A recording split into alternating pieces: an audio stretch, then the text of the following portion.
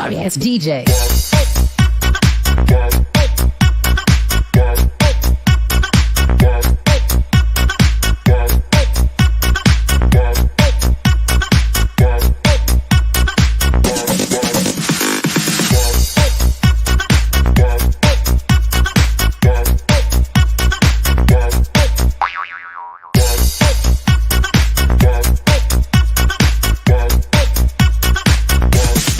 You can get some.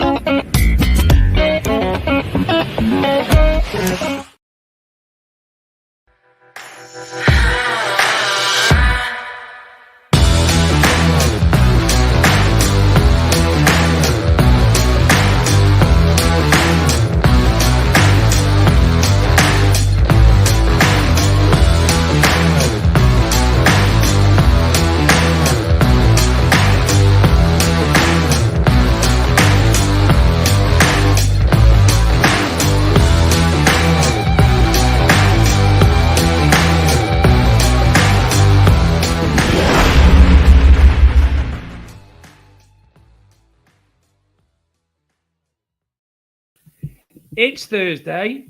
It's 8 o'clock. And it's the Big Detective Show. Hello. Good evening, Adrian.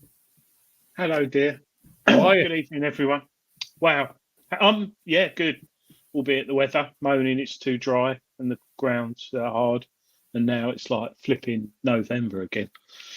Yes, So- but in exactly 1 week's time, the weather is looking pretty darn nice. Mini heat wave, yes. Next And at weekend. this point next week, exactly, me and thee will be sat in a marquee near Bath. Yes. Well, doing yes. the show live on tour. Yeah. We're at the Rodney Cook Memorial Rally.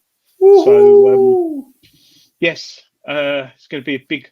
It gets bigger and bigger every year, but this year is bigger than any of them. So, yeah, a lot of people going, lots to see, lots of distributors there, metal detectors, YouTubers, Gary Cook.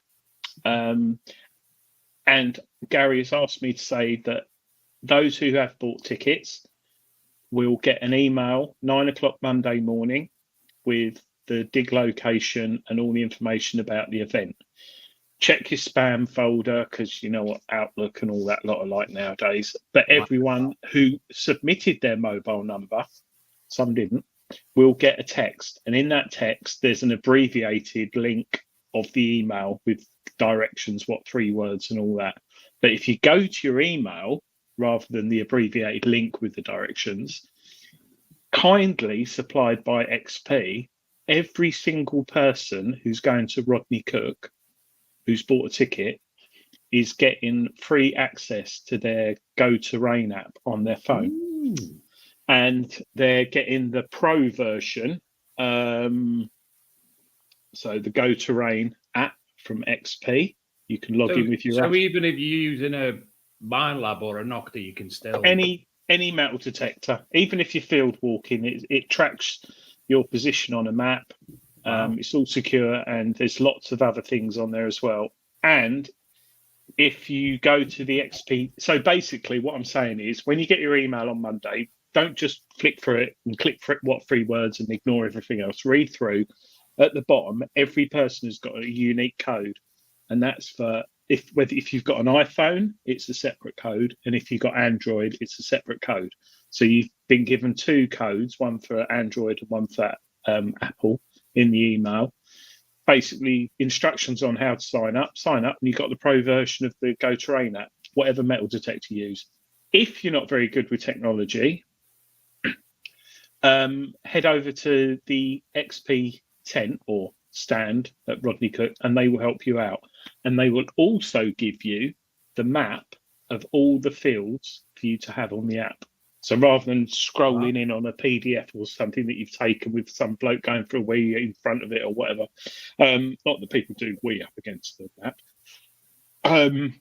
you can have it on the Go Train app. It's a no-brainer, and it's very kind of XP to do it. So check your emails Monday morning and text. Can you put it on a Nokia 3310? No. So it's just if you've got a touch screen phone, you can do it. It's my dog. What? Can Touch you put screen. it on a BlackBerry? No. No. What No. about a pie? Yes. I don't mean a cake. Oh, no. Oh. No.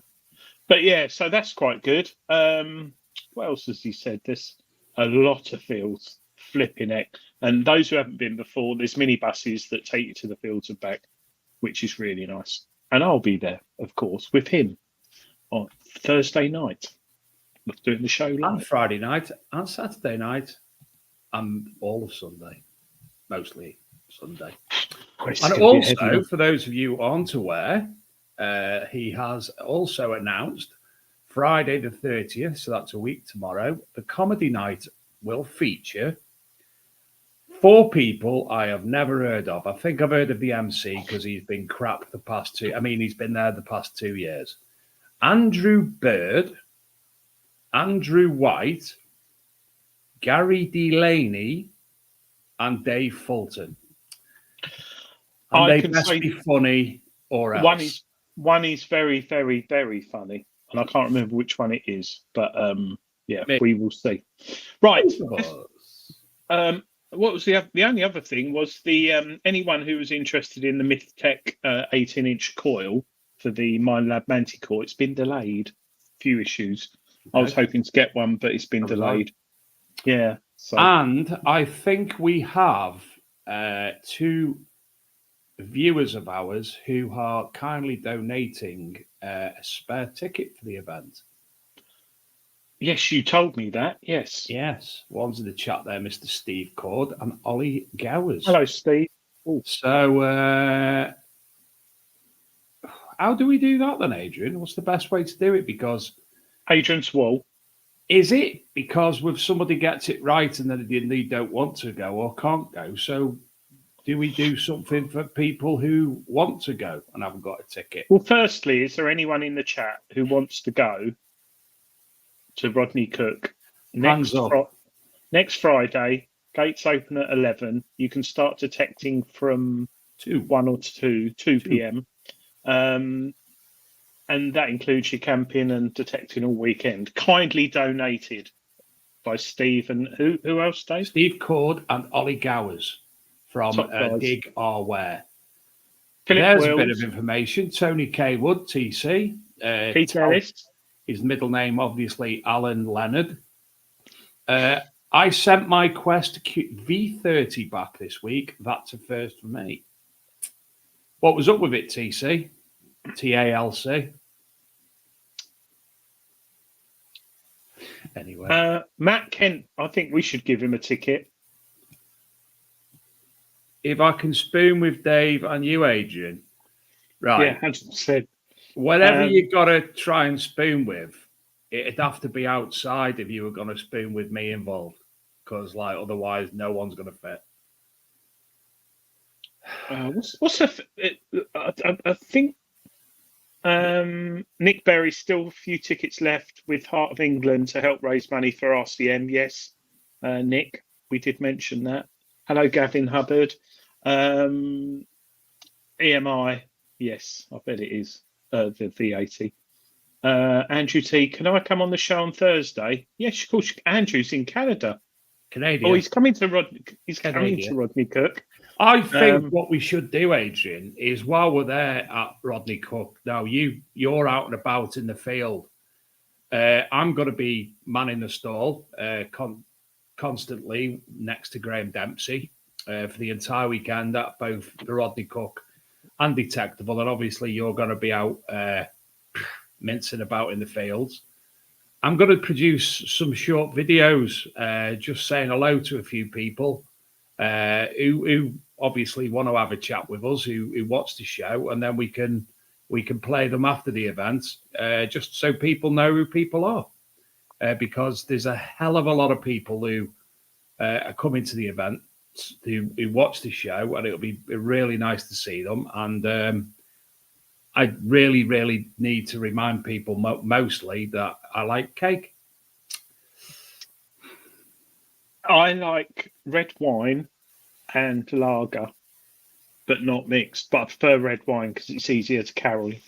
So if anyone does want to, I've actually had a lot of offers of alcohol gifts, but I doubt they'll transpire because I've said it before. I manage the tickets for Rodney Cook. So when you want your name changed or you want to swap it, which you can't do anymore because it's the cut-off time, I deal with it. And a lot of people said, "Cheers, I'll get you a beer." And I think, and there's that one, and there's well over is 1,500 plus going this year, and they've all sort of thanked me. Nice top, Dave.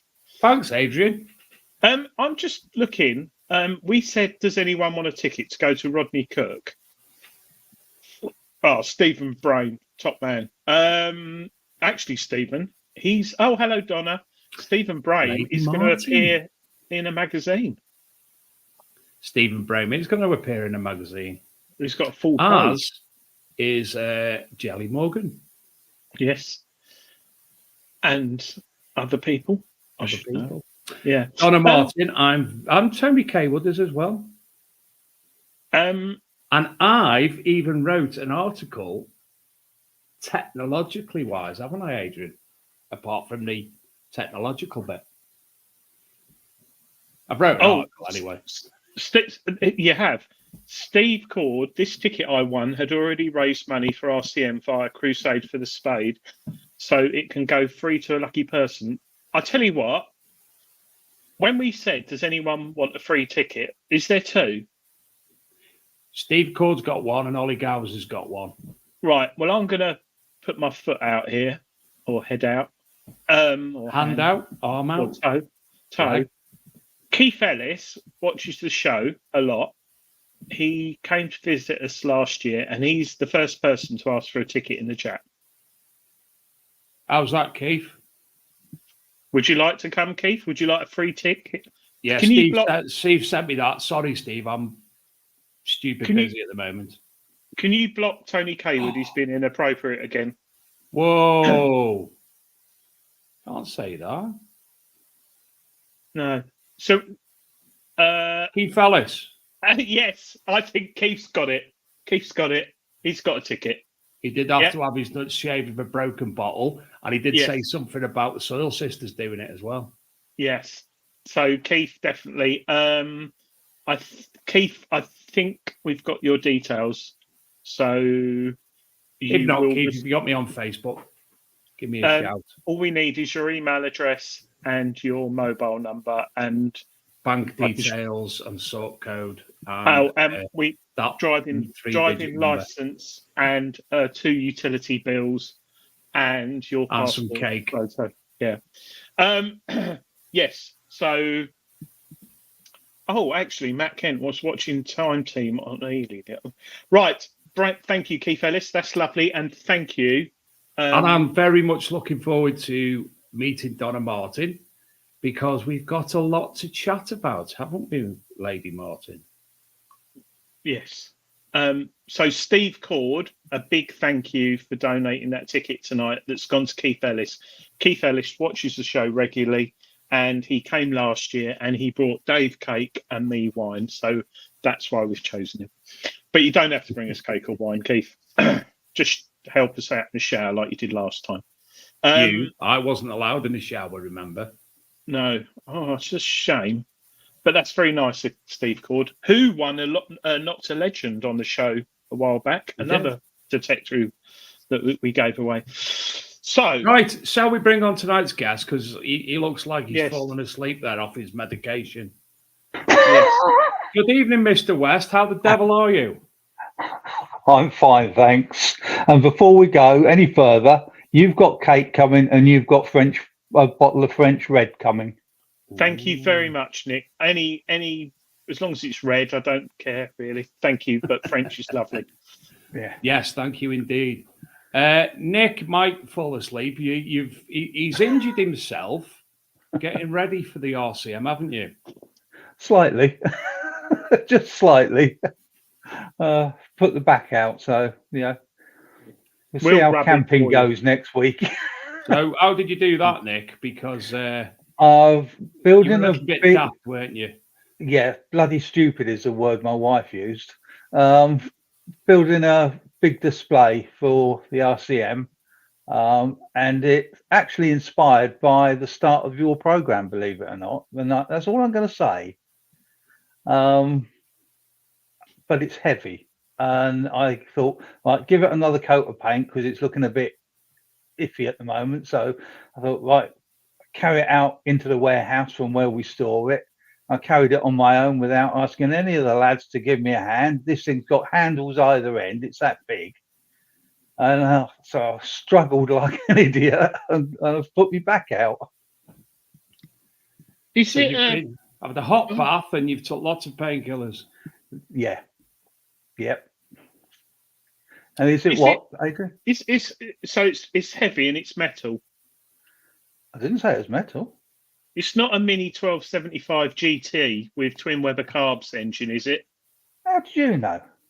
I knew it was. I'm sorry, I let the cat out of the bag. £375 back in 1999. Then Nick's starting the engine in the tent, and we can all rev it. No, it's a Merlin engine. Cool, flipping it. Julian Evan Hart will need some tissues.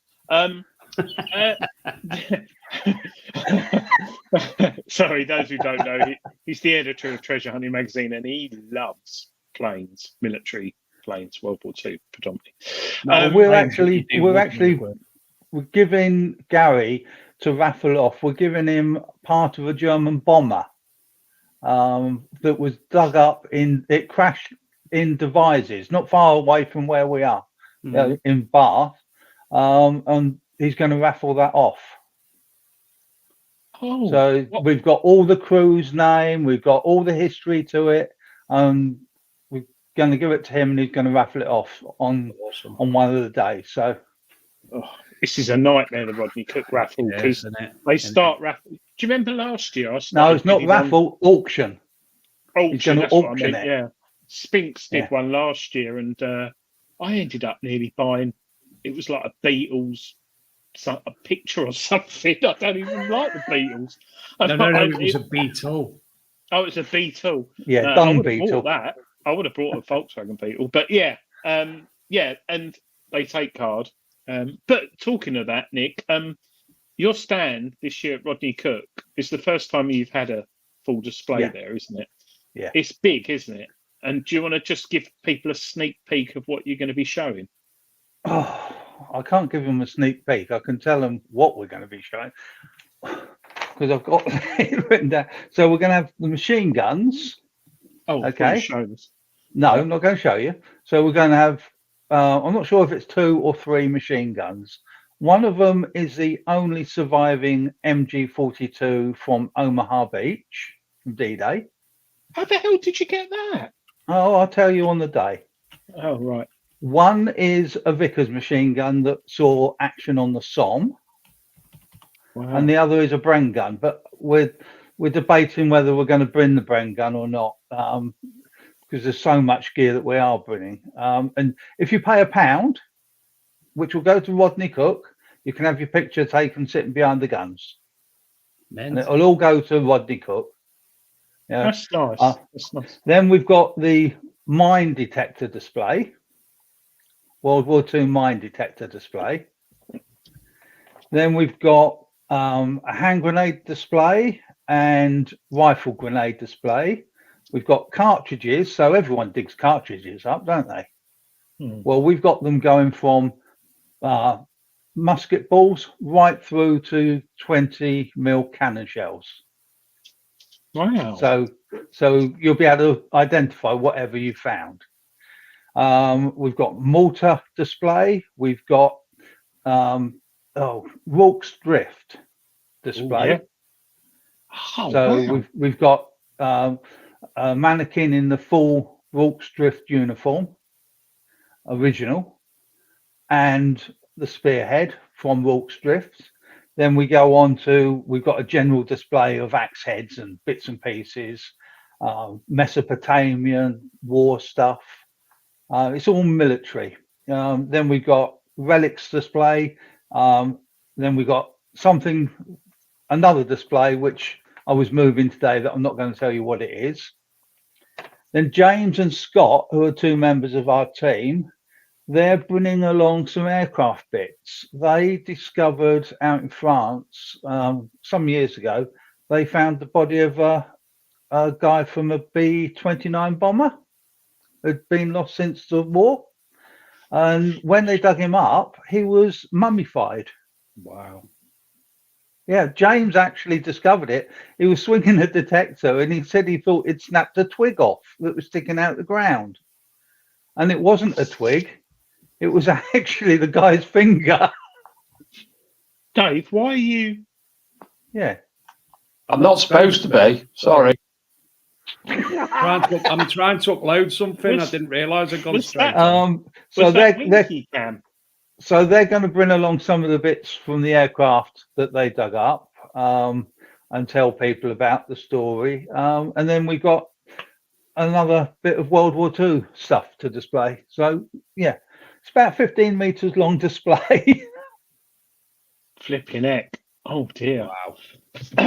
Yeah, so we're very much looking forward to that. And how many of you are coming? Just the 3 years, Nick? 5 of us. 5. I was going to say you're going to need some bloody hands doing that.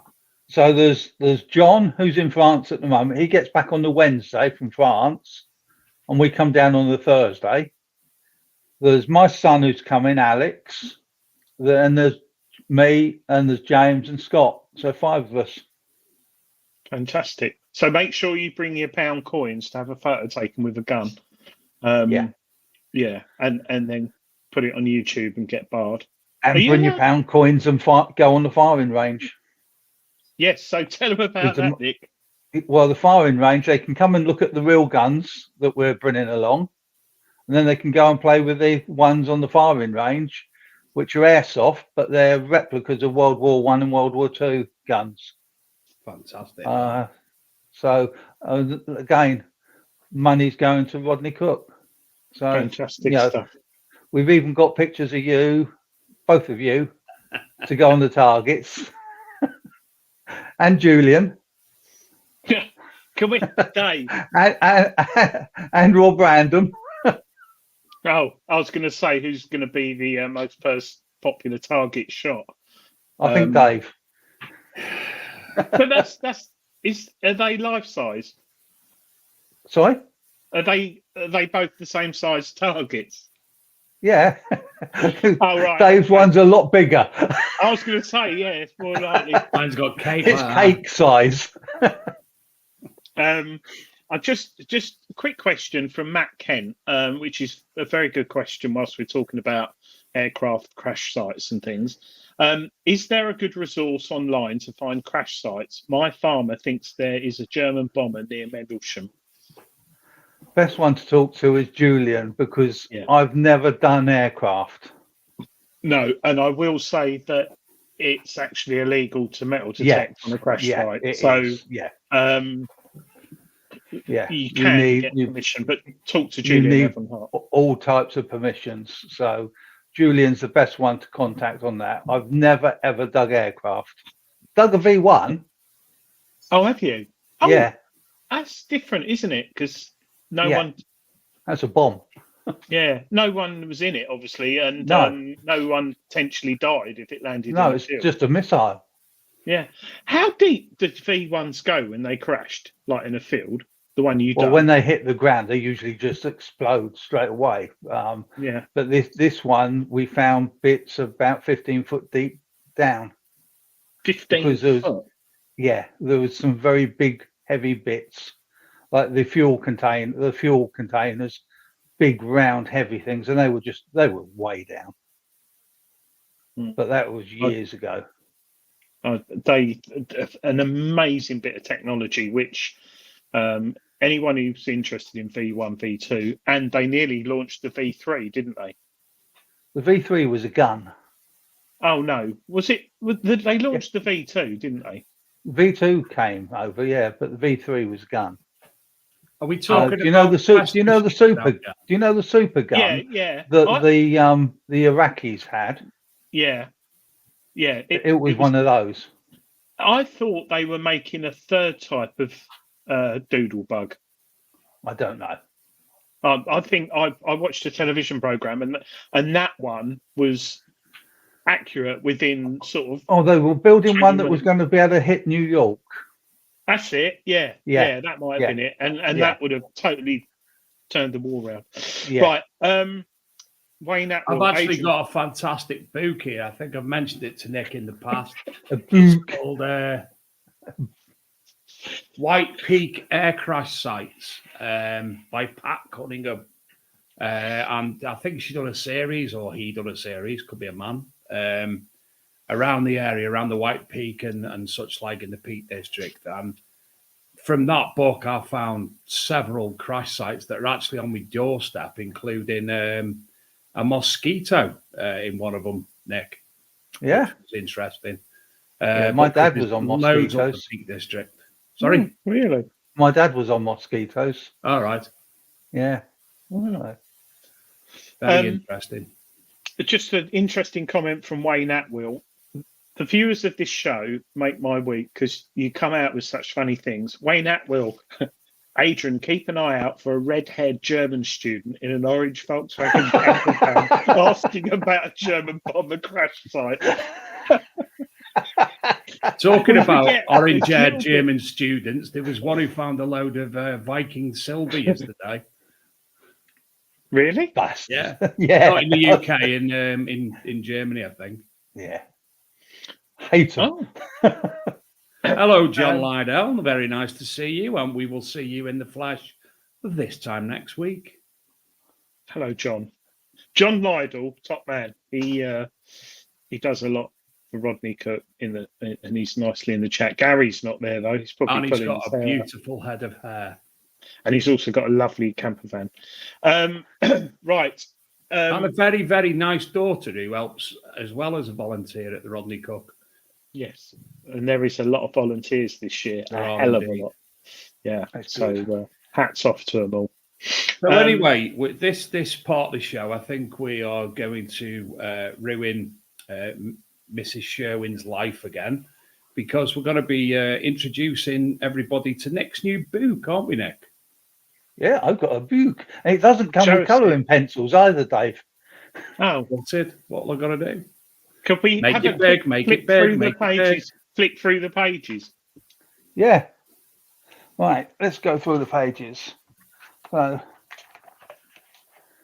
it's identifying every British military button from 1800 onwards, but it's done in a different way to normal button books. So every time I go on Facebook, I always get someone saying, "Can you identify this button?" And most metal detectorists don't know every regiment going. I don't. You know, I can pick up a button and go, "Oh yeah, I know that's the Queen's Hussars." But there's lots that I look at and think, not sure on that one. So this book has been done. So you find a button. Give us an RAF button, okay? So it's got a bird on it, yeah? So you go to the bird section. Anchors, hang on a sec. So you go to the bird section and you've got all the military buttons that have got birds on.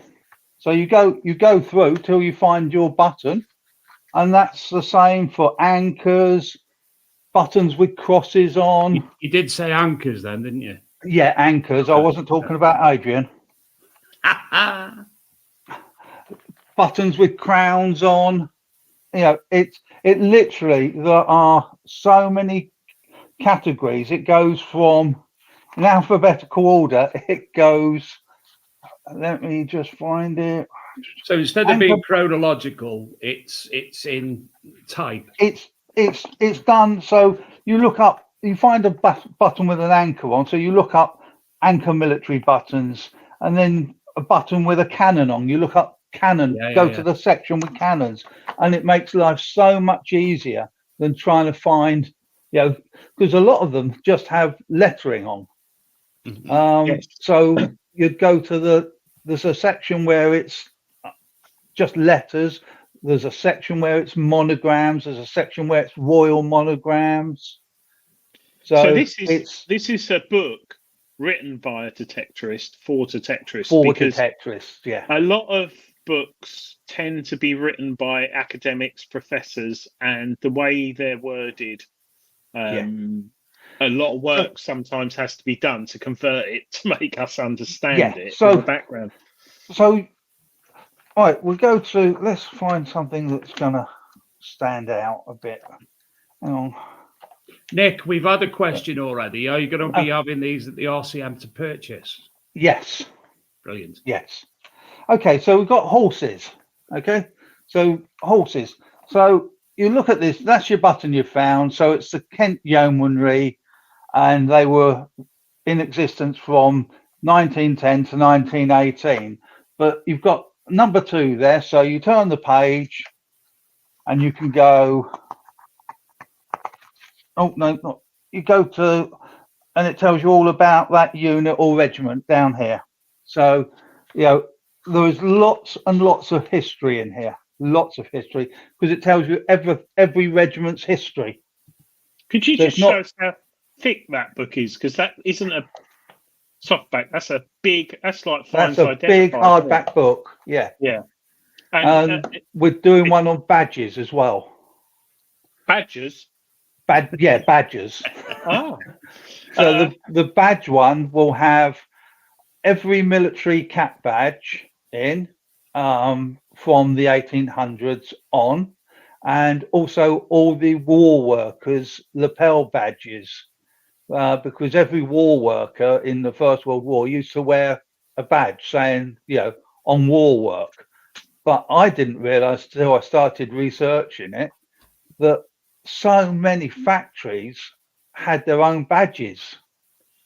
yeah. So it was like there's hundreds of them. I found So one they've all years gone. ago. What have you found? A triangular one. Yeah. Yeah, that's Yeah. just a standard one that was issued by the ministry. Yeah. But yeah. there's lots of them that are round. There's hundreds. So they're all going in as well. Lovely badge. Anyone who wants to buy Nick's book whilst they're chatting, if you've got your mobile phone, if you're watching it on telly or on your computer, if you get your phone out and scan this QR code. I've got to make it big. No, that's me. How do I get me there? Dave's will come with colouring pencils. Oh no. Oh, Dave, do it. Sorry. If you scan that QR code on your phone now, if you're watching on a television set, doesn't matter if it's black and white or colour, it will still work. Or you go on eBay and type in a metal detectorist guide to British military buttons, you can buy Nick's book. And on eBay, that is. So, or you can buy it at Rodney Cook. Yeah. As long as they're here in time. Oh, right. Yeah. But if they're not, what I'm doing is I'm going to bring a sheet along that you can fill out all your details, pay the money, and it'll be sent off to you the following week. There'll also be at the detectable as well. Brilliant. Yeah, and detectable. We mustn't forget detectable because that's a large chunk of the money is going to our charity. So, question from Lady Martin. Awesome, Lady Martin. Did you get your Rodney Cook tickets today? By the way, awesome book, Nick. Congratulations, it's epic. My bookshelf is not complete without it. What were your reference sources? Oh, God. Right, so a lot of the pictures are of my buttons. A hell of a lot of friends' buttons, and then a lot are from museums. So yeah, there's if I put in a reference for everyone that had helped on this book, it'd be twice as thick. But it's been a labour of love, and at times I've wanted to just pick the computer up and throw it out the window. Never having done a book before, and now I've got two more on the go. I think a round of applause for Nick, because this is self-published, and it's not easy self-publishing a book, and it is not cheap either. It's very expensive and time-consuming. So the good thing I always say about books, it's going to be right. You can go on Facebook or Instagram or YouBook, Twitter or whatever, and you can post a picture of a find, and someone will tell you one thing, another person tell you another thing, tell you something else, and then you get what they think it is, and then 5 years later down the line, you realise you find out it's something else. It's not a hammered coin worth 20 quid. It's a very rare Celtic hammered coin worth $4,500. But that's not why we do the hobby. So getting a book is always a good reference guide. And but it's a nice sized coffee book, table book. It's I didn't realise it was going to be that big. We were looking at it. We went, "Oh, shall we make it A4?" And I went, "No, A4 is too big." And we looked at the sizes that they give you that you can do it. And I went, "Oh, letter size." And this is what they call it. Well, it's A4. Letters a little bit under A4. Yeah, but it's basically the same. Yeah, but basically. It's better because it'll fit in an A4 envelope a lot easier. Yeah. So it's easier to post. Yeah, it's But it's like I say, it's been a labour of love. There has been times where I've just gone, I don't want to do it anymore. Forget it.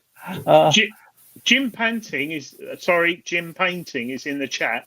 He says he's got £5 off for ordering it now. Is that right? No.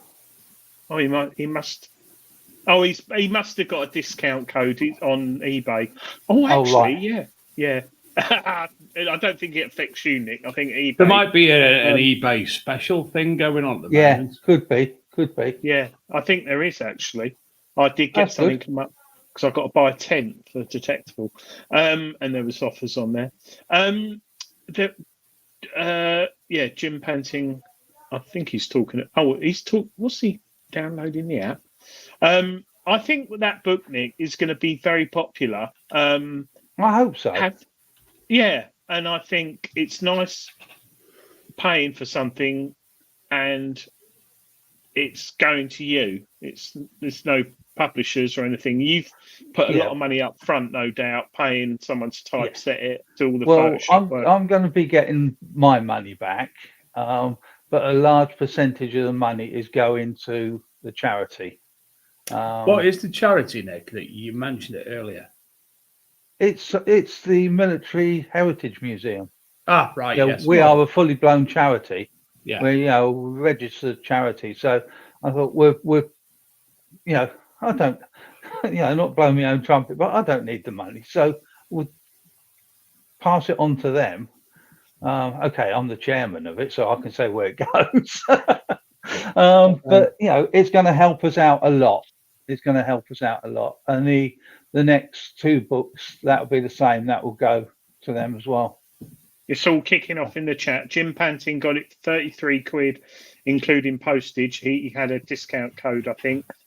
Jelly, Metal Detective, she's asking what code it was. Andy Kerridge, nice charity. Stephen Brame, he's always finding military buttons. It'll definitely be a useful tool. I think it's a lovely Christmas present as well for anyone in the hobby. Yeah. This is where we need a show for Metal Detectorists partners. Yeah, definitely. So we can tell them what to buy the Metal Detectorist partner for Christmas. Maybe we should put something on our website, because it is my family. I do have other hobbies apart from metal detecting. Only alcoholism. Yeah, that's what I was going to say. I have red wine and falling over. Well, that's 4. Metal detecting, red wine and falling over, drinking, same one. Cars, I like cars, and air rifles. So I hate cars.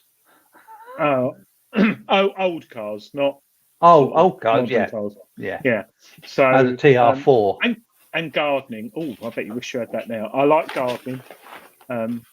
But I've just got an allotment, believe it or not. Matt Kent, his partner Zoe is a metal detectorist.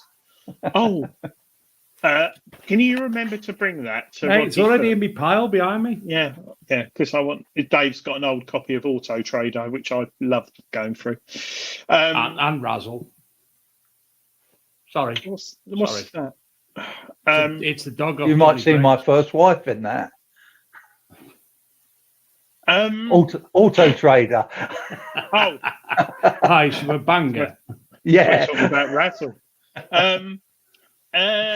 Nick, if anyone in the chat has got any questions about buttons, Nick might. I'll answer any questions. Yeah. Or about the Military Heritage Museum or Metal Detecting War Relics Group or any. But if you've got any items, if you're coming to Rodney Cook and you've got any military items that you don't know what they are, bring them along. We'll identify them for you. And if you find a military button while you're at the RCM, there's your man. Don't bring live ammunition, please. No. Or fuses. Wayne Atwill, as you know, Adrian, my other hobby is restoring vintage glider engines. Yeah, I remember that. Well, my youngest Dave, he's cooking or baking. I don't know what it's called. He's at uni, and in his downtime to relax, he likes baking. So he's baking you a load of cakes. I like Just not uni cakes, just normal cakes. Not uni cakes, though. Oh right. No, not uni cakes. He's not got. He doesn't touch that stuff, thank Christ. But he's doing you a load of cupcakes. That's nice. I've always said I like your son. Of all your sons, he's my favourite one. But we're trying to get something done for some people, and they will receive them at Rodney Cook. If not, they will be sent out to them because something's being done and it's got to be laser cut. So, and we're just waiting for them to come back. So, if they're there when we get to Rodney Cook, you get them. If not, they'll be sent out to you. You two and someone in the chat will receive one. But I'm not going to tell you what it is. Thank you very much. Well, Donna Martin's got a special gift from Sloan for you, Nick. She's just put in the chat. Oh, is it anything to do with the explosion there? Well, it was right near her house. So, or should I say, hall, Lady yeah. Lady Martin's Hall. Manor. Well, it's more of a hall. It's big. Is it? It's big. It's a quarter of a mile drive to get to it. So you live quite close then. Matt Kent, I found a live British 303 on a customer's drive earlier this year. It was in the gravel. Yeah. It would have been dredged up from wherever they dredged the gravel up from. Yeah, because people used to chuck them in ponds, didn't they, after the war? Yeah, but if they dredged the gravel out at sea, lots of ammunition after the war was dumped out at sea. Yeah. So you know the Solent, the Isle of Wight, just either side of the Isle of Wight, they dumped tons of explosives. And all around the coast of Great Britain, they were literally taking landing crafts out and they were shoveling it out of the landing craft to get rid of it because it wasn't needed. There is tons of stuff out there. Yeah. Yeah, because I suppose the cost of sort of taking the head off the case is just dangerous, not fun. Just dumped it. My granddad used to. You say pulling the head off then? Yes. My granddad, back in the 70s, when he was detecting, used to find it in like ponds where people who were Dad's army equivalent chucked it in ponds to get rid of it. Look how much stuff still comes out of canals today. Yeah, that's right. Yeah. A lot of people don't realise though, if you find an armoured piercing, just the head, just the bullet, not the cartridge, just the actual head, and it's an armoured piercing one, you're not allowed to keep it. It's illegal. You'll be done under Section 7 of the Firearms Act because it can be, as it's armoured piercing, they call them cop killers. And it can be reused. Yeah. And it's totally illegal to own them. So that's one of the things I'm going to be pointing out to people because we've got a special one that's been drilled. So, and we've got permission to have it because it's been drilled at the back, so you can't use it. But if you find them, but most people go, I'm not going to get into trouble. Well, I know someone that got 2 years in prison for holding 4 of them. 2 years in prison? Yeah. Flipping heck. That's nearly as much as the rioters got for swearing at a policeman. But yeah, blimey. So, Shelley Morgan had a button hoard. She found 37 general service military buttons in one hole, 2 different sizes. It was fun, but a tiring 45 minutes trying to get them all out. I was with Shane at the weekend detecting. I went out detecting at the weekend. So did you, Adrian, because we were sending each other pictures. And he found a Nazi cross, and it was basically, it looked like, you see my Maltese cross on the chain there? Hold on, let me go. Let me rub myself. So it was an iron cross, basically. More than likely an iron cross. It was it was I've like got a picture that, of it. but it was a Nazi cross. In fact, Yeah, Shane, I've got it a will more than picture. likely be the Aiden's got Iron a Cross. it was only about the size of that, same size Oh, as that, right. only small. Oh, so it's not an Iron Cross then? No. I'll show you. Who said that? Matt Kent says apparently Centre Parks in Elvedon is built on an American ammo dump. Oh, I've been there. Donna Martin says there's a big Cold War site near there, Matt. Yeah. Here it is. There you are. There's Oh, Shane's right. little cross. That more than likely is a good luck charm. What, found in You see, Where did he find it? England. That was in Staffordshire. More than likely a good luck charm. You see, people don't seem to realise they automatically presume the Nazi cross is Yeah, the swastika is a Nazi-related thingy, but yeah. the swastika goes back way, way, way back into Yeah. pre-BC times. Well, Yeah. they're round a different way, aren't they? Mm. They're round. But that used to say that wasn't.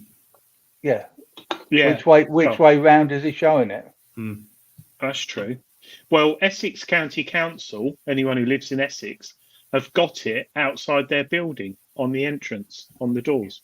There's some houses down in the West Country, and above their doors, there's a row of terrace houses, and right above the doors, there's these swastikas. I'd love one. There's a town like that. a town with Argentina in Argentina that's got quite a lot as well. Yeah, Could there we is. get, Yeah. actually, I've just realised the Big Brother police, they might block the show tonight because we showed that. Because if you show that on Facebook. No, that was a lucky charm. Oh, yeah, lucky charm. Yeah, it's a lucky Shane, charm. I've already sent you the link, Facebook Messenger. Yeah, it's a lucky charm. Shane's got some questions for Nick, so he wants to pop on and say hello. Yeah. So I have sent you there. He's got this rash, Nick, he's had for about 2 weeks. And Sudocreme. Yes, Yeah. Sudocreme. Yeah, Sudocreme. That's what I said to him. Sudocreme. But he keeps sending me pictures like every morning in the shower. That and baby talc. Baby talc at night. Well, Tony Kaywood, he's actually, I've got Shane. Oh, Dave, he's doing it again. Who? Dave. Shane. Look. What's he doing? He's where's that gone?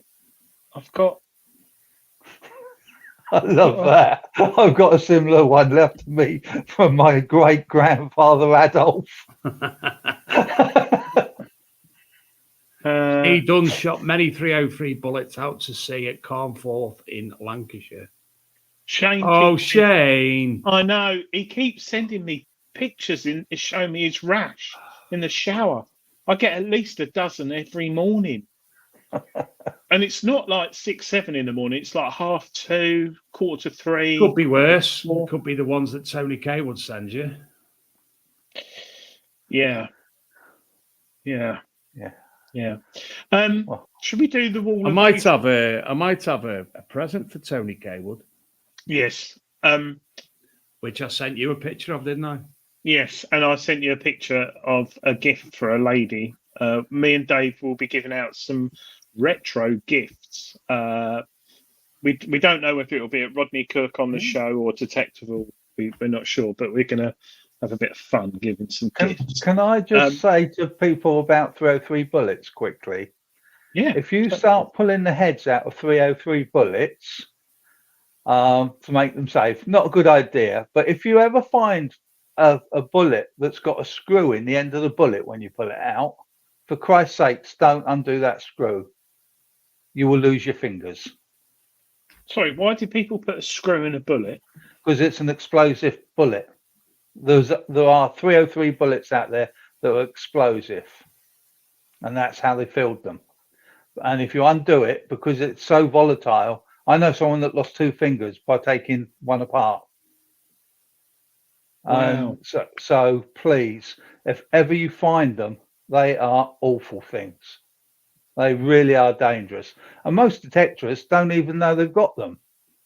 Aaron Weedle found one, and a friend of his found one and brought it up to me.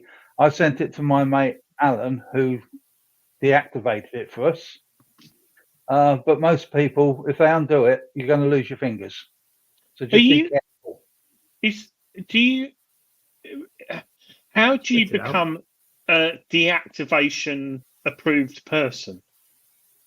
You have to have trained. You literally have to train to become an EOD technician. So most EOD technicians come out of the army, they've done it in the army, and then they come out and work in Civvy Street on building sites. They go all around the country checking the sites and sitting there waiting for something maybe to be dug up. If they know that that area was bombed heavily, what they will do is they will sit there in their van while they're doing all the footings. And that's why these bombs are found, because of people like that are sitting there and they go, no, we know that's a bomb, empty the site. But yeah, you can't just become an EOD technician. So I don't know if this is a joke, but the Mercy Metal Detector says, my grandfather died in a concentration camp. He fell out of a machine gun tower when he was pissed. That's a joke. That's a joke. Yeah. Yeah. But he says Not at the very start, good this isn't funny. So it might No, be it's a not. joke. No, it can't be a joke. Why not? My granddad. Well, he said this isn't funny. My grandfather. Oh, right. Although he's put funny emojis at the end. Oh, that's a good. Yeah. Yeah. Well, Paul to Steel. Didn't a detectorist travel like 180 miles while having a bomb in his bag after a group dig? Probably. Yeah. Unlikely. Yeah. Well, I had a guy. He was on Metal Detecting for War Relics Facebook group that I run, and he sent me a private message saying, "Can you identify these shells?" And there's a lovely front room with a beautiful fireplace, and sitting on top of the fireplace is two great big, huge shells. And I looked at them and I thought, they're gas shells. And I contacted Alan. I said, what are these, Alan? And he went, bloody hell, they're gas shells. He said, they look like they're live as well. Anyway, so I contacted him, asked him a few more bits. Yeah, I found them in France. I dug them up in France and just brought them home, cleaned them up, sat them on the shelf, on the mantelpiece. And I said to him, whereabouts do you live? And he told me where he lived. And Alan lived about 5 miles down the road from him. And so Alan contacted the police, the army and the police raided his house 5 o'clock in the morning. And he got done for having weapons of mass destruction because it's gas shells were live. And gosh. What gas would that be? Would that be mustard? Mustard gas or chlorine. Oh, gosh. And he had kids in the house. Oh, gosh. Dave, I'm going to go and get a shell, a big one that I've got. Do you want to bring Shane on? He's got. Yes, I will. I'll just see you momentarily. Hang on. Turn your phone the right way, Shane. Come on, you've been doing this long enough. There it is. Hi, Shane. You okay? Considering we were talking about war, I thought to put my beret on. Was that Staffordshire? It certainly is. World War II, that one. Yeah. That's so, Shane, you've got a couple of questions for Nick. Yes, I want to know about that Nazi symbol that I found, because we say it was a good luck charm, but yet I found it on a site full of cap badges and other memorabilia. In that case, it could be from, something that was taken off of a German and then they dumped it. So yeah, more than likely, if you found it where there's lots of other badges, then it's more than likely is Nazi. I thought personally it would be like a British soldier who had come home, brought the memorabilia with him, and brought this memorabilia of the Nazi symbol with him. Yeah, more than likely. Yeah. Absolutely buzzing over that one. I've never found anything like that. Are you going to Rodney Cook? Yes. Bring it with you. If I bring you with me, Nick, if you're that interested in World War, Nick, you can have it. Okay, thank you very much. You can have it. Because we've got a guy, James. He's our German expert. He will be able to tell you exactly what it is. But Well, thank Nick, you. I promise you that is yours at the RCM. Lovely. Thank you very much.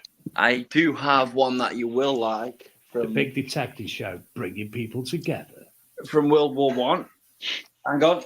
So I've got my granddad's beret on, but I also have my great granddad's World War One sword with me. Oh, lovely.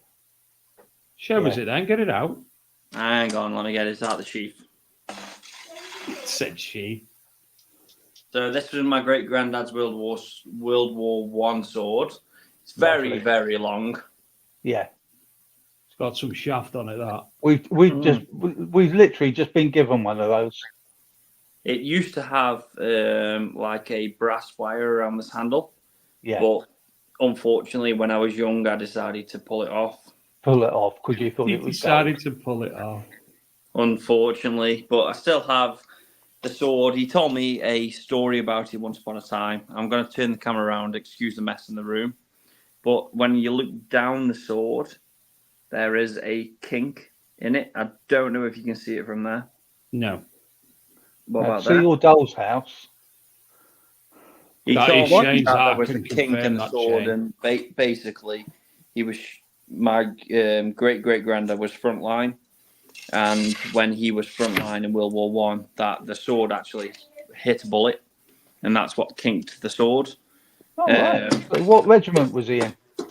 Couldn't tell you. I only saw him twice before he died. Is that his cap? Is that his beret? Oh, That's my granddad's beret. That is. Ah, right. I have lots of stuff with my granddad's beret. I have I've got a raspberry one, the kind you all- find in a second-hand stall. I have all my granddad's medals. I have his documentation from World War II, like where he was stationed. Oh, Shane, you're gonna have to let me have a look through them. Well, basically, it's like a little green card, and it says that he was based in Egypt and as the military police in World War II and stuff like that. It tells me a lot about him. He was brilliant. And the one story I never forget about him is, I'm guessing many can relate to it in the chat, that when you used to see your granddad, he used to say to you, when I were in the army and I was as big as you, I remember going over on this boat and I went all the way to Egypt, and he says these dolly birds used to line up in a line, all these Egyptian dolly birds, and you could take your pick on which one you wanted. He says you just literally take your pick, off you go, and then you go fight the war after. My granddad was in Egypt. He was mentioned in dispatches. Before the war, he used to be a motorcyclist on the Wall of Death. So just go round and round in circles on his motorbike. So they because he was good at riding motorbikes, they made him a dispatch rider. And he got lost 6 times behind enemy lines, mentioned in dispatches. And when every time they said to him, how come you get lost? You're meant to be good on a motorbike. He said, I only ever went round in circles. I never had to read a map. Oh, classic. But at the moment, I've got those 2 babies. So I'm once I finish with you this evening, I'm going to carry on with the. Sorry. Show us them again. So you got this one is a Type 23. I can't do it. This is weird. So that's a Type 23, and this one's Type 5. But I'm once I finish with you this evening, I'm going to carry on with the hand grenade display that we're building. So fantastic. Talking of ammunition, I've got this. Oh, but I'm not there. Oh, a shell. 25 looks like a 25 pounder. Does it? 1917. More than like 18-pounder. It's 18-pounder. Yeah, and I think is Says it German? £18 on it. No, that's British. That's British. Yeah. That was brought What's the back. MLW stand for, Nick? Sorry? What does the MLW stand for on it? That will be the manufacturer's initials. Right. Made in But yeah, 1917, is it? 1917. Yeah. Lots of different things on there, isn't there? Send me a picture of that, and I'll. Did that say Royal Navy at the bottom? Turn that round. RAL. RAL. Okay, send me a picture of that on WhatsApp, and I will look into that for you. But it's Thank British. you. Because it was brought back by my great, I think it was uncle, and I've got to talk to my brother, but there's a reason that shell sunk something or done something, and it's quite famous, but I can't remember what it was. It was used by my mum and dad as an umbrella stand. Yeah. That rings a bell to me. That does, Adrian. My granddad used to have a. I'm not kidding you. It was half the size of me, and he used to have a shell. Said it was out of some sort of ship or tank, and it used to have his walking sticks in it. Yeah, it was literally half the size of me. Massive brass shell. But I think we might have a head to go in that for you if you want. Yeah, it was bigger than that, Adrian. It was way big. It was probably 4 times the size of that. Wow. I've got another one somewhere as well, but carrying that back in a rucksack, that's heavy. That is quite heavy. But my mum used to polish it and clean it. Well, you say that, James, one of the guys that's with the museum with us, he's a German expert. He's just got himself a street sign, and it's Adolf Hitler Strasse. But it's what big metal sign with enameled sign. But in the middle, it's rusty, where the soldier took it off the wall, folded it in half, put it in his backpack, and brought it home. Yeah, I bet, yeah. And now James has got it in his lounge. I would have been like a magpie if I was in the war. I'd brought Helen all stuff from home. Adrian, do you know what time it is? Adrian's War.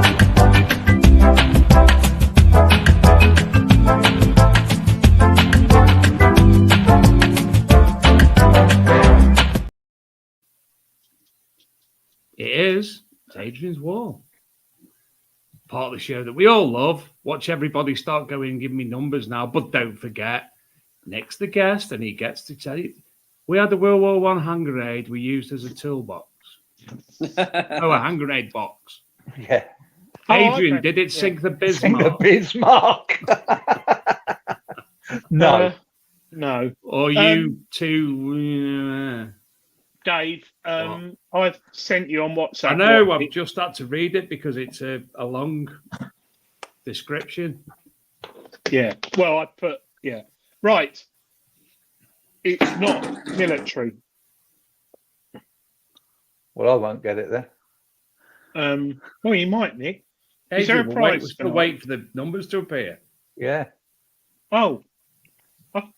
Just says Adrian's War. It's not. It's broken. You broke the wall. Yeah, I've broken the wall. Here we go. Break the wall down. Is that working? Yeah, it is. Right. Nick, pick your number. 9. 9. It's not the first bar. Shane, you could pick the second number. 5. 5. Brilliant choice, Shane. Yeah, excellent choice. In honour of Mia, who doesn't seem to be here, we have 21. No, 8. Ooh. Oh, it's big. That's what It's she 2. said. It's 2 photos. It's not a fibula and it's not a hammer. Nick, 2. it's not a gauntlet. Shane. Number 25. Oh, Mia is here, and she said it earlier. It's not a snake. It's not a post-medieval pipe tamper. It's a Nick, stirrup. it's not a pike. Stirrup? You're not allowed to guess. Oh, right. Okay. 1. It's not a Roman Silas. It's not a Saxon something. Shane. Ooh, number 19. It's not a trigger guard. It's not a bugle. It's not a votive axe. Not a spur. Not a medieval spur. I'm going to have to bring it back up on my phone here. Nick, not a Roman brooch, not a hair grip, not a spur, not a post-medieval spur, not a trumpet brooch. No one's even close. Go on, take it in turns between yourself. The little circles on the top left look like a Saxon dot and punch. Nah. Shane, number? 12. It's not an ear megaphone. 11. It's not a strap end. Is it complete, Adrian? Yes. Well, as far as I know, I wasn't around when they made them. Or, yeah. It's not a wodehouse grinder or a boat. Shane? 15. Oh. It's not. David Evans says, is it a gun? It's A 2 metal seconds. detective says a little Viking boat. 13. Black scratcher, not a razor. David Evans says a toy gun. Yes, Paul Tongue says a toy gun.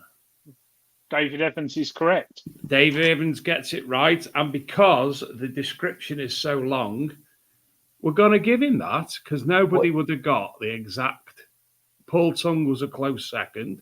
Bob Hance has actually got it right, Adrian. What is it? A petronel. Yes, that is correct. What the hell? Oh, sorry, Dave. It is incomplete. Post-medieval copper alloy toy gun, Petronel, with expanded stock and long barrel dating from 1600 to 1640. The gun is decorated with 4-ring and dot motifs on both sides. The rectangular trigger guard is broken and missing. This gun is an Egan and Forsyth Type 2, dated 1600 1640. Wow. Well done, Bass.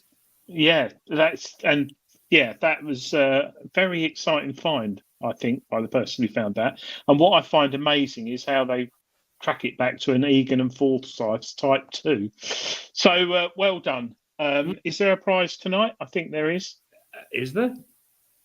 I think Digarware Big Detecting Show is, yeah? No, because we'll have prizes coming in the coming week. So there is no prize tonight. But Dave, if you are at RCM or you are at Detectable, come and say hello and I'll sort you out with something. Yeah, yes. And Adrian will take you out for dinner. And Adrian will take you out for what? Adrian, take him out for dinner? Oh, no, I'll cook it at Rodney Cook in a tent. Are you roughing it? Thursday night, I am. Yes. Thursday night he is because he's playing out with me and Shane. Yeah. Friday I'm not, and see what happens Saturday. No, I might Friday as well. And Friday night is the night of nights. Oh shit! Sorry, just remembered something. Saturday, normally all of us at Treasure Hunting get together and go for a drink and talk about things. So I've got a big torch for next Thursday to show you guys around the RCM before you get there. Thank you, Shane. Thank you. We'll be turning up at 2:00 Thursday afternoon. Yeah, that's what we should be there hopefully about lunchtime on Thursday. And those who, sorry, we have this new thing that we do. We started last year. Well, me and Steve did because Shane was working. But we go for a Toby Carvery before we come. So it'll be a Toby Carvery breakfast and then the road down, maybe a little nap at some point. Those who've just joined the show, the Rodney Cook opens on Friday at 11 o'clock. Yes. So we're talking about getting there early because we annoy the volunteers and get in their way, and we're We also do. doing a live show Thursday We're night. doing a live show. We've been invited to do that. And Nick obviously has got a stall there. We'll have a stall there as well. And obviously that's why we'll be there the day before everyone else. So at least we'll be able to tell you exactly what's what to look forward to. Gary will be coming on the show. John will be coming on the show, and anybody else that Shane can grab from Regdon's and such like will be joining us as well. We're getting ready for it. So Nick won't be coming on a show. He'll be too darn busy setting up things. It'll be a bit. No, I'll bring people with me to do that. It'll be a bit dark when we go live, but we do it in a marquee. Yeah, but if I video the fields beforehand just to show people, because that's why Shane's got a big torch. Yeah, he has. So he can show you in the toilets. There's double the amount of fields there was last year. I don't know if I'll leave from in the ladies' toilets. She'll kick off again. Shane, could you do me a favour? Betty's in the chat. Could you say, "Oh, Betty"? Oh, Betty.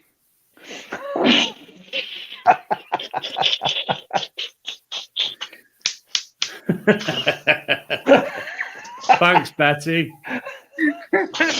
No, Betty. He hasn't got a clue, has he? Oh, and Shane, Frank's in the chat. Frank. Yeah. Spencer. Guy called Frank Spencer. It's the Silas weekend dig this weekend. Didn't know that, Dave. I didn't realise that. We've not been invited. Yeah, no one's asked us. Yes. James Barnes and Stephen Brame says that was the worst Frank Spencer ever. Shane, do you know who Frank Spencer is? Not a clue. Go and look him up on YouTube. He's probably the world's most famous detectorist. He was born in Brighton in 1927, and he built the first metal detector and found the first hoard in Hertfordshire in 1967. And he had a wife called Betty. No, 66. 66. Sorry, yeah. Nick. And not a clue. Cat's done a whoopsie. Yes, cat's done a whoopsie. Oh dear! Don't mock the afflicted. Yes, the cat did do a whoopsie in his beret. I loved it. We did actually have a clip, Dave, of Frank Spencer with his metal detector a while back. That was funny. Yeah, and I can remember watching that when I was about 8 hilarious. or 9. Yeah. Was that the one with the light? Don't say you got it. Oh no.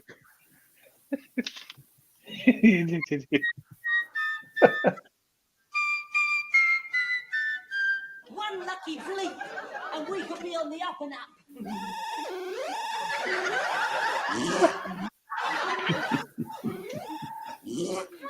That bit of metal that it discovered yesterday. Yes, it was the bit that looks fell like a off the day Hoover. before.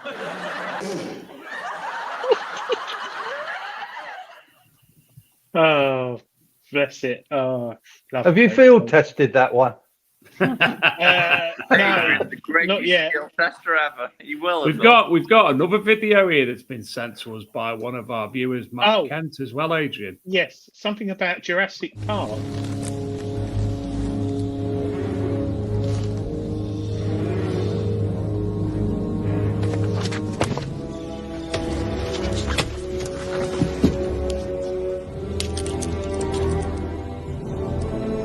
Alan, this species of Variformin's been extinct since the Cretaceous period. I mean, this thing isn't this thing. What?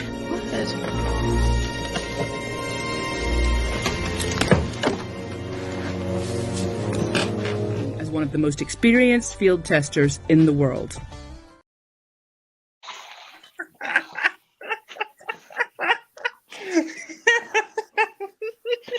Matt, very funny. Nice one. Thank you, Nick. Matt, sorry, I was just looking at oh dear. Oh, do you know what? I've got I've got a lot of machines at the moment. I've got a C-scope machine coming this week. You have indeed. Yeah. So C-scope, who, by the way, in a couple of months, Martin Bass will be joining us on the show. They're a bit busy at the moment. They're going to be joining us probably November time. And those of you who've got a C-scope and want a new one, or have thought about trying a C-scope, they are incredible machines. I love them. Yeah, and they have got. Are you all right, Shane? He's proper tickled me, that has. The Jurassic Park videos tickled Shane. I think he's got one of them vapes with some of that. Herbal stuff. Yeah, CO2 gas in it. I'm fine. C-scope this bank holiday weekend have got a massive sale on, and anyone who's interested, go to C-scope on Saturday or Sunday. They've got some huge discounts on their machines. And when we say huge discounts, we mean huge discounts. Yeah, big. So head over Google. What was the C-scope machine? Remind me. That was bloody good in the water. The PI machine. Yeah, the pulse induction one. Or something. MP4. Oh, I remember. Donna Martin always fancied the C-scope 6XMI. Anyone got one? Want to know how they perform? They are absolutely addicted to bleeps. Who I think he's still the biggest YouTuber, British YouTuber. He swears by it. Chris Rogers. He's got one and he still uses it. I think, and I'm just looking at their website actually, they've got it well laid out. CS4MXI, I think, is the PI one, but the CS6MXI is the one to get. Single frequency, 17 hertz, absolute hammered killer. Now, I'm going to be field testing a C-scope machine soon because everything's about the world of multi-frequency. And even Dilek from Nocta said single frequency is not dead. It's still got a place. And I'm looking forward to trying out this new C-scope machine to see how it fares in the field, because I know for a fact they're still very powerful machines. Bit dated based on rechargeable batteries and stuff, but with C-scope, you buy a detector off them. It comes with 5-year warranty, I think, which is crazy. And we know, don't we, Dave? People who've got a machine, they repaired yours, didn't they? Somebody brought me a machine. My dad's machine got stolen by a former friend, a C-scope 600 series, and Alex Savage brought me one more or less exactly the same to replace it because it was obviously sentimental to me. And I went to show Martin and the team from C-scope, who were at Detectable 2019, I think it was. And one of Martin's colleagues snatched it out of my hands and ran away. And I was like, next minute he come back and it was the big square batteries, which were called a PP6 batteries, big massive square ones. And he basically rewired it to AA batteries. I was like, yeah. And it still works absolutely fine, although there's a screw that goes in the cover that disappeared. So I just need that. Otherwise, it works all right, doesn't it, Shane, that one? Yeah. What's the other old one? I've got another oldish machine here, 90s one.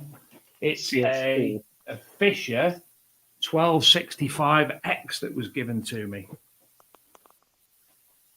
Well, I'm bringing mine. It was much fun trying to see Dave use that in the field. I'm bringing my first metal detector to Rodney Cook this year. What was that, Nick? My machine. Yeah, it was. We're going to try and get it running before we bring it.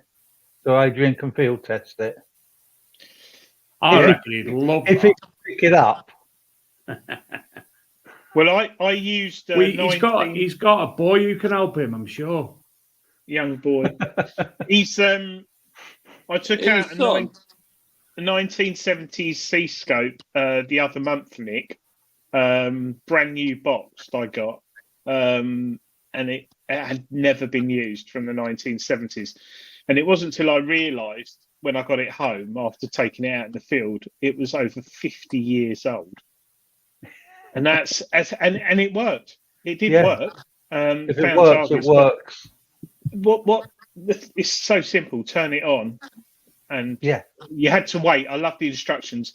Please wait 5 minutes for the machine to warm up. Love all that. But it did find silver cufflink, so about Yeah. 2-3 inches down. So yeah, it still Brilliant. works. Jelly Morgan says, anyone going to the RCM, I have some freebies to give away. Come say hi, and I will hopefully have a little bag of goodies for you. Can I have a sticker if you've got one? I'm actually starting one of the panels on my van. Everything's been kitted out apart from one panel, and I'm doing a detector sticker panel wall on there. So I'm going to be collecting stickers. If you come to us, we've been given a load of these bamboo cups. Oh yeah. Reusable. So come along. We've been given a box full. So we're going to bring them along. Anyone that wants a cup, just come along and get one. That was fantastic. So, Steve Barnett says the first detector I had made in the 70s from a magazine called Every Electronics, homemade cardboard coil, but it worked and had no discrimination. Yeah. Well, you don't really want discrimination, do you? Yeah. You just want to you dig don't really want to. No, you end up in prison. Do you? It might get a bit moist. Oh, in the that's face. true. Nick's right. With the younger generation now, Adrian, we want discrimination. Yeah, but you guys aren't finding You shouldn't like the real discriminate, history. though, Shane. No, you Everybody's shouldn't the same. discriminate. You shouldn't discriminate. when you The discriminator Who doesn't even finds discriminate anymore. Does when he? Shane, you say younger guys. Who finds Roman fibulas? That's What are you looking up at me for? Because I find them. Adrian. Adrian. Yeah. Adrian. The discriminator doesn't even discriminate anymore. No, the discriminator doesn't discriminate anymore. Shane. 52,503 Roman coins. He's not a young lad, is he? He's about 86 now, David. I think we've all heard the story off Chris. Chris who? Chris who? Chris And where Dave. did he find them? Chris. No, that was Dave Can't even Chris. bloody. This is the problem today. These youngsters, they can't even bloody read or write. I don't know. Wayne Atwell's first detector was black and white and had 3 channels. Oh dear. It has to be the I'm 3. I'm though. building Get one at 3, the moment. He's going to be pissed off. What type are you building, Nick? I'm building one of the great big box ones. Literally, I'm building it from scratch. So that it's going to be one that's built out of big plastic tubing, so that we can find trenches. Oh, brilliant. Oh, I tell you, Adrian. you should tie up with if you're looking for trenches and such like James Barnes. He's Because you always have a hotel. And Have you ever I'm- sit and listen to his story about them 50,000 free Roman coins? I think Shane's got a 5-minute delay on his broadband. We'll introduce you to James, James will come and introduce you to himself at the RCM. I'm sure you'll be able to do some great things together. But like I say, the offer is still open to you two to come to France, even if it's next year. It would have been in September because mine are set holidays. But Adrian's going away, family holiday, and I ended up going to Krakow for my birthday. And you love it in Krakow. Someone's got a wedding that you've got to go to. Yes, someone's got a wedding in November we've got to go to. Yes, Wayne and his partner. Nick, one of the good machines would be the mine XP Deus Extreme. Yeah. That'd be good for you on trenches and very deep Yeah. targets. Very, very. I think James Barnes is going to be very busy at the next two events. He's not going to get any detecting done because he's got to be talking. Now, if you want to find James Barnes at Detectiveville, you'll be able to find him. He's got his own seat in the Magic Teapot. Pineapple rum. What is No, the I've got Magic pineapple Teapot? rum this year, Shane. I've got better. It's basically a tent made out of wood and pallets, but very professionally. That is open 24 hours a day, with free tea and coffee. Based, I think you pay for the cup, like £5, and you can have free tea or coffee all day, all night long. And they have a man playing the violin. You have guitar, many men and ladies, musicians, and they have a fire pit, and in. it's something that Pete Terrell from LP has done with that event that I think is really good. Really good. I don't know whether to believe you or not. No, it is. It's true. Honestly, Nick, true. Yeah. Yeah. Okay. The really, guy really who's good. made it, he's also made several stages as well, not dissimilar. And the way he's made it is you don't actually need speakers because the sound resonates back from the stage itself. And they have this, they're all from Glastonbury, and they actually have a festival there, which is all their stages and the Magic Teapot, and they've got several other buildings as well, all the same ilk. Phenomenal place. I've been to Glastonbury Festival. I don't know about. What? Yeah. Just what? Michael Jarvis in the chat. Michael Jarvis, whatever happened to White's Detectors? They ceased trading in 2020, and as far as I'm aware, Garrett acquired them. They were good. Yeah. I like Treasure the Master lemonade Pro myself. No. White's Treasure Master Pro was a cracking machine for the price. They were ahead of their time. They really were. Gentle lovely people. LCD display. Right, it's time to go to bed. It is time to go to bed. Well, thank you for having me on. It's a pleasure, Nick. I'm just going to put a back on. If anybody does want to get Nick's book, scan that, or look for a Metal Detectorist Guide to British Military Buttons by Nicholas on eBay. Yeah, or come and see me at Rodney Cook. Or Detectable. Or Detectable, yeah. I'll come and get one. Yeah, phenomenal. I'll be definitely coming and getting one myself, and we'll be we'll be reviewing it on the show and in the ArkMD mag as well. And I'm sure Mr. Gaynor will be reviewing it for Treasure Hunting magazine, no doubt. Well, I've just made you a job. He can't read though, can he? No. He can look at the pictures and say, "I've seen lots of pictures of buttons, and they were all very nice." But if anyone, and if you are at any of the events, bring your military along for Nick to have or his team to have a look. The team to have a look at and hopefully assist in identification. Or if you want to have it displayed in the museum, we'll take anything and anyone. So I've been told. I've got an empty packet of metrazapine. What I do?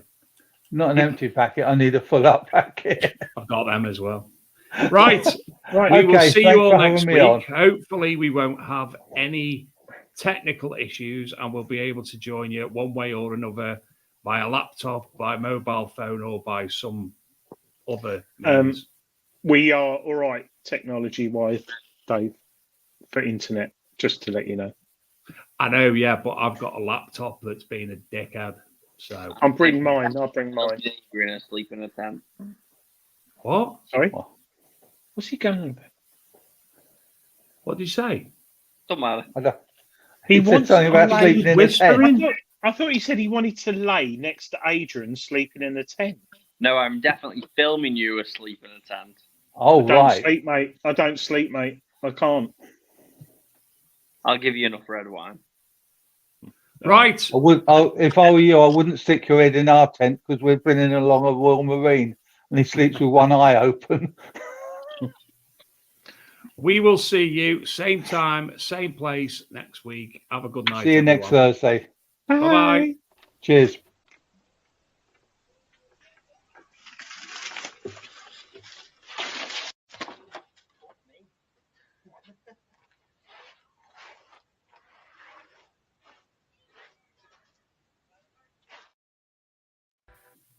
You twat. Broke his wrist doing that.